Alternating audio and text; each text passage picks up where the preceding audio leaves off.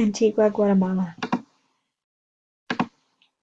¿Podría Antigua permitir un desarrollo parecido a Paseo Calleja en su sociedad? No, no tendrían que permitirlo. El desarrollo en Antigua. La riqueza ignora el resto de la ciudad. Paseo Calleja no es para lo que fue hecha.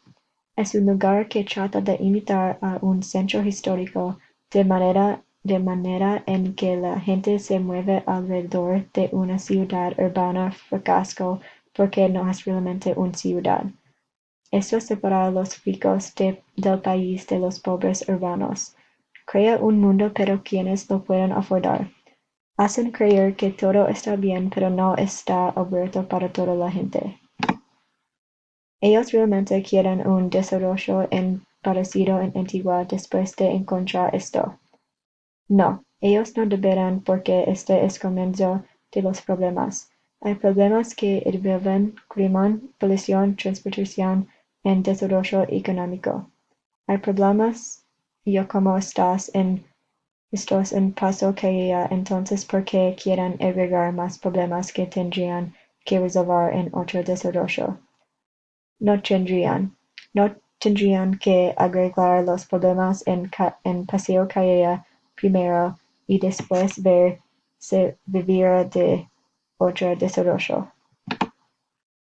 Ellos pensaron que el nuevo desarrollo tendrá un orden social en la sociedad. No, porque Guatemala no puede crecer para ser una ciudad moderna y eficiente. Guatemala está compuesta para un multicultural y multilenguas culturas, lo que hace que la sociedad sea compleja. La ciudad tratar de hacer una sociedad más tolerante y respetuosa. Entonces la gente pensaron que fueran beneficios con ella. Creando otro desarrollo como Paseo que haya en Antigua hará el proyecto interurbano.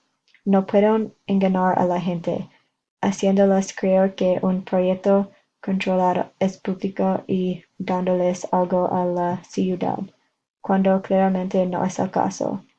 Una ciudad tiene que tener socioeconómicas y culturales variaciones, no una que está hecha para tratar a complacer a otros.